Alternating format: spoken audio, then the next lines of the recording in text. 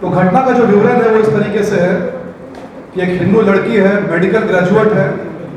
उसको एक ओली नाम की लड़की ने बर्थडे पार्टी बनाने के नाम पर एक फ्लैट में बुलाया और वहाँ पर पहले से ही 3 लोग मौजूद थे, दानिश, फवाद और सादात।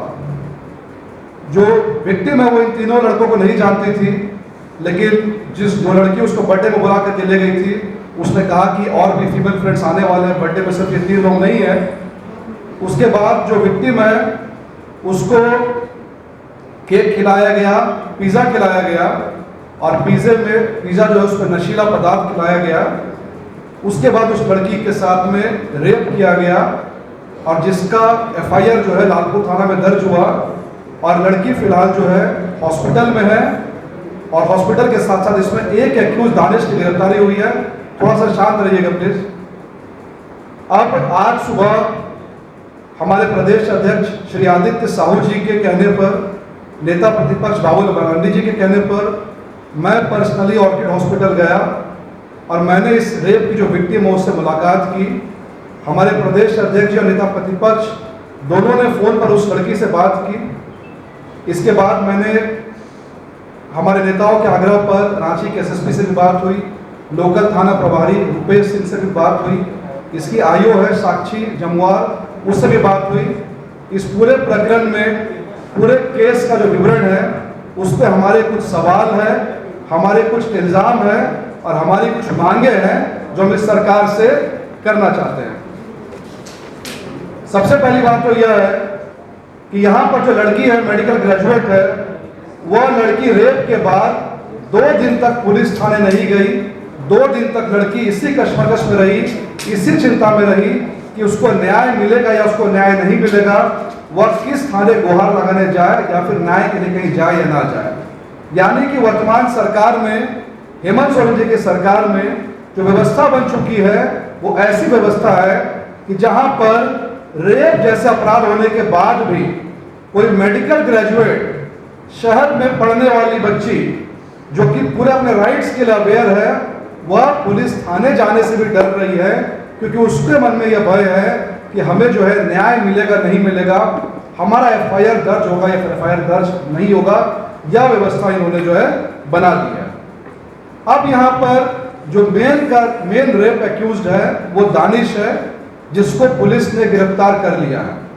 परंतु इस पूरे प्रकरण में जो और 2 मुस्लिम लड़के हैं, फवाद और शादाब, इन दोनों की भूमिका बहुत संदिग्ध है क्योंकि लड़की ने जैसा बताया कि जब लड़की के साथ में दुष्कर्म हो रहा था उसके पहले जो पिज़्ज़ा खिलाया गया जिसमें नशीला पदार्थ था, वह पिज़्ज़ा सिर्फ उस लड़की को खिलाया गया। ना तो ये 2 मुस्लिम लड़के जो और इन्होंने उस पिज़्ज़ा को खाया और ना जो लड़की इस लड़की को ले गई थी विक्टिम को, उसने इस पिज़्ज़ा को खाया। यानी कहीं ना कहीं तीनों लोग इस पूरे के पूरे रेप कांड में इन्वॉल्व है और इसीलिए इन लोगों पर भी धारा जो है लगनी चाहिए। और BNS साफ साफ कहता है कि अगर किसी क्राइम के लिए एक्सप्लिसिट प्रोविजन नहीं है और उन्होंने क्राइम में सपोर्ट किया है तो उनके साथ भी ओरिजिनल क्राइम का सेक्शन लगना चाहिए। यानी दोनों मुस्लिम लड़के के ऊपर भी रेप के चार्जेस पुलिस लगाए और इनको तत्काल जो है वो गिरफ्तार करे।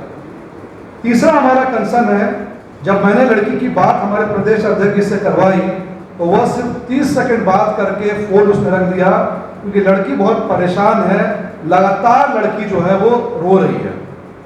लड़की क्यों रो रही है, लड़की क्यों परेशान है?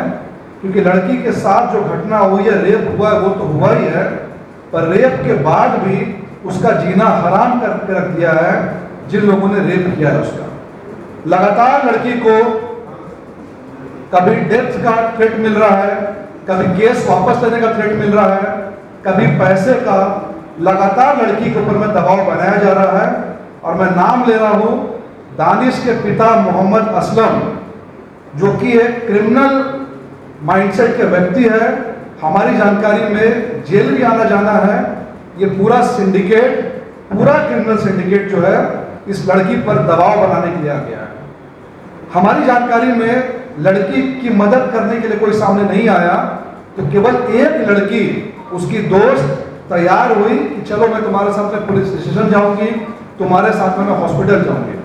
लेकिन जो लड़की उसकी जो फ्रेंड है उसको भी हॉस्पिटल जो है मास्क पहन करके पीछे के रास्ते से आना पड़ रहा है, क्योंकि हॉस्पिटल के आसपास भी हिंद पीढ़ी के लड़के, दानिश के दोस्त, मोहम्मद असलम के गुर्गे इंतजार कर रहे हैं कि जो लड़की उसको सपोर्ट कर रही है उसकी दोस्त, उसको भी डराया जाए, धमकाया जाए और किसी तरीके से केस वापस ले लड़की।